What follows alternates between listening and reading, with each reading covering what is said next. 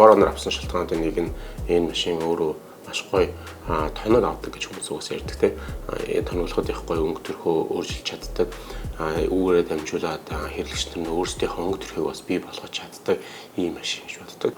Энэ жил бид нар өөрсдөө машины дараагийн шатнд гаргаж жоохон оффроуд аялалд илүү сайн тоноглох зорилготойгоор хэд хэдэн зүйл хийхээр төлөвлөд цувралаараас үнэхээр баримжуулж та бүхэнд үзүүлсэн зорилготойгоор энэ хэдэн дугаарыг эхэлж байна. Үүнээс өмнө бас яг ямар тоноглол хийх гэж байгаа талаараа бас та бүхэнтэй хуваалцмаар байна.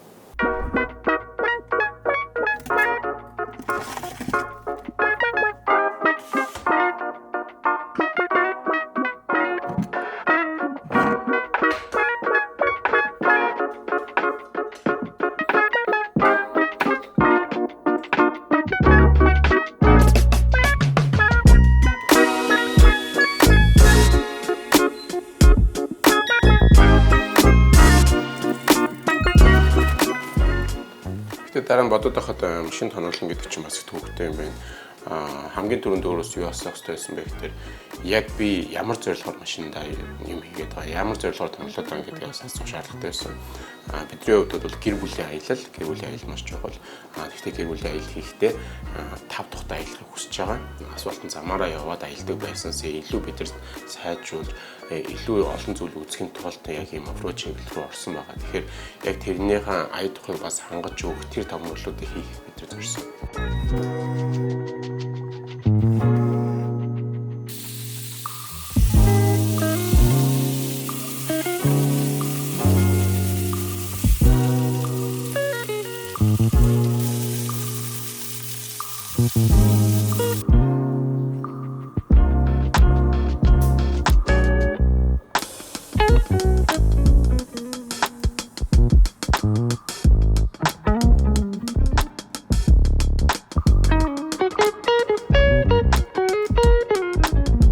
Оффроуд бортоо замын аялал зориулж машинаа тоноглоно гэхээр маш олон зүйл хийх юм байлээ. Тэгэхээр тэр олон төрлийн тоноглолуудыг хийхдээ бас уялдаа холбоо болоод шаардлагуудыг зөв бодохгүй болвол яг нэг өөрийн хүссэн зорьсон юмдаа бас хүрэхгүй байх магадлалтай. Зүгээр ингээд бүх хэрэгцээ шаардлага гэдэг хангаас гадна бас тааламжтай, үзэмжтэй тэр тоноглолоо бий болохыг бас хүсэж байгаа. Сая хийж байгаа энэ сэндвич шиг олон төрлийн юм нэг дээр оруулсан.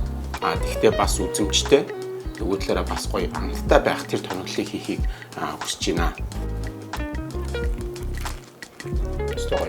Яг өөрийнхөө машиныг хүснээрээ тоноглоё гэдэг ингээд чагсаалтаа гаргаад үзэхэд бол маш урт чагсаал гарч байгаа. Тэгээд бас яг нэг дор бүгдийг хийж чадахгүй тодорхой хэмжээний чадлаар нь хийхийг хүссэн. Хамгийн ихэнд хийлгэе гэж бодсон юмнууд маань винч буюу монголчууд хипот гэж ярьдаг. Винч болон винчний суурь тавилна. Энэ нь бол яг шаварт суух, тэнд гацах, өөрөө гэлтгөө бас өрөөлөгчсөн гаргах гэдэг зөндөө олон зүйл шаардлагатай байна. Яг ийм бартаа замын аялал хийж байгаа хүмүүсийн баг номер 1-т хийлгдэг зүйлсийн нэг нь. Энийг үүний дараагаар болох дээр амарчин. Амарчин бол маш чухал. Амарчины сонголт бол маш өргөн сонголт байдаг юм байлаа. Эндээс бас сонголт хийхэд төвөгтэй. Гэхдээ би бас өөрийнхөө бажет төсөв юугаа харж агаад Peters гэдэг амарчиныг сонгосон. Австралийн бас томоохон брэнд байгаа. Үүнийг бол Vinparts гэх компани Pit Автоцентр дээр албан ёсоор оруулж ирээд сөрлүүлж өгөөд бүх сетээр тоноглолыг хийж өгдөг газар байгаа. Тийшээ явахаар бас төлөвлөжсөн байгаа. Яагаад Peters-ийг сонгосон бэ гэхээр яг Peters дотроо foam cell гэдэг технологиор хийгдсэн track rider гэдэг амарчиныг сонгосон. Энэ талаар бас бидтэй яг амарчин авч явах үедээ сайн тайлбарлана. Тэгээд яг энэ технологиог сонгосон зорилго нь юу вэ гэхээр тэр урт аяллыг бас даах чадвартай болов уу гэж бодож сонгосон. За тэгээд цаашлаад угаасаа татлага компрессор гэх зөндөө олон жижиг тоноглолууд ч гэсэн байгаа. Тэгэхээр та бүхэн өөрсдөө санаа аваарай. Өөрсдөө бас ямар зүйлийг хийж болох вэ гэдэг санаагаа аваарай гэж би хүсэж байна. Би бас өөрийнхөө тоноглож байгаа бүтээгдэхүүнээ дуршиж үзээд тэр дуршилтуудаа бас ямар болж байна, дараа нь хэрэглэн дээр бас ямар байна гэдгийг бас өөрийнхөө сугаар дамжуулаад та бүхэнд хүргэнэ. За одоо бол яг энэ аялагч дээрд нь цаг авчихсан явах хэрэгтэй байгаа. Тэгээд хоцорхоос өмнө тийшээ явъя. За томглолынхаа хамгийн ихэнд бол винч болон винчний суурь хийлгээгээд одоо аялагч 4 өрчтөр рүү явж байна. Тулгаах дээр C4 гэдэг винчний суурь зэгсэн. За винч болонгууд винч Монголиогоос авчихсан. Тэгээд тулгаах хоёулангийн суурьлуулаад өгнө гэсэн учраас за тэнд очиод юм хийлгэх явж чинь тулгаах дээр очиж нийлээ олон юмуд хийлгэж ийсэн. Сарвч, сүүтрвчтэй ачаа, гэрэл болон TRD нүүр. Тэгээд хүмүүсийн хамгийн сайн мэддэг snorkel-ос хийлгэж ер нь бол Forerunner-чдын гэлтгүү олон машины snorkel хийгээд snorkel хаана хийх вэ гэх хүмүүс сухад ер нь бол тэрийн аялагчийг л санал болгодог тийм.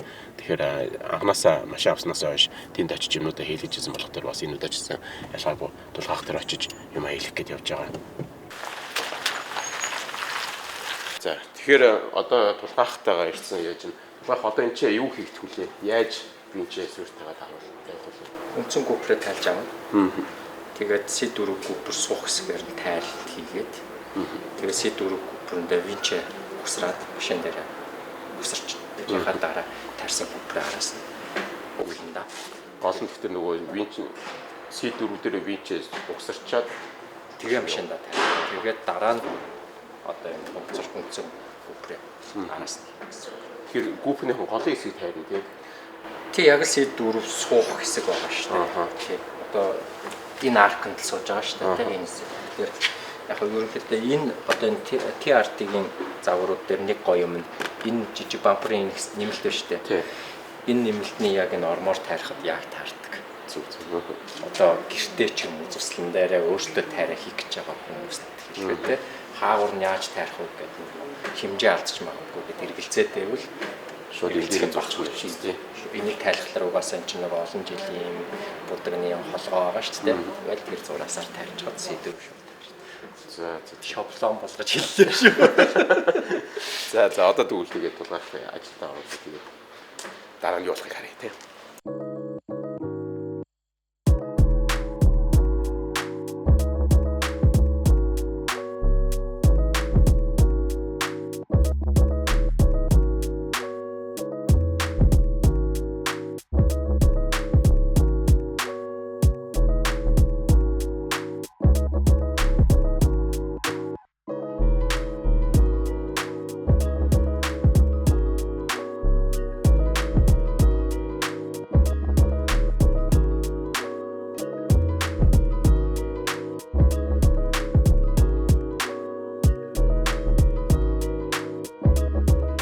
За аялагч 4 өртөрөөс гарч ирээд бас ямар болсон байгаагаа та бүхэнд харуулах гад хүрээд ирчихсэн байна. Ямар ч сан винчний суурийг тавьчихсан. Энэ хоёр маань хоёулаа хүн жинтэй учраас машиныхаа бас өндрөөс ингээд нэлийн хасчихсан. Яг дугуугаас дээш дугуун гарлаа хүртлээ ингээд хөвчгээд өмнө 12 см байсан одоо ингээд 9 см болоод 3 см хасчихсан байгаа. Амчнаас болох дээр буцаад тэр хэсгээ өндөрлөө дээшээ гаргаад ирэх тэр бас илүү гоё болж өгнө гэж итгэж байна. За ерөөхдөө та бүхэн харж байгаа энэ урд винчний суурьны хувьдлах дээр C4-ийн энэ дээрээ бааргүй хөлбөрийг сонгосон илүү цэвэрхэн байлгыг гэдэг үүднээс ийм хөлбөрийг сонгож хийлгэсэн. За тэгээ винч бол винч Монголиогоос авч тавьсан байгаа. Тэгээ бүгдгээ нь ингээд сая тулгаах маань суурьлуулад өгсөн. Тэгээ тулгаахтаа бас маш баярлалаа гэж хэлмээр байна. Тулгаах дээр очихоор бас угаасаа хэлжсэн зөндөө олон томглолууд байдаг байх тэр бас зүгээр гарч чадаагүй. Манангийн гэрлээ бас солилцлоо. Дээрээс нь доор TRD илгэвч бас оруулаад өчгсөн.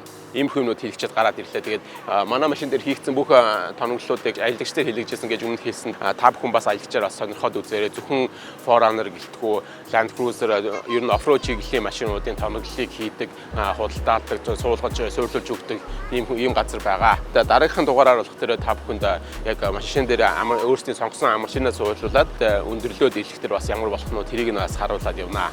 Тэгээд өнөөдрийнхөө дугаарт хамт байсанд баярлалаа.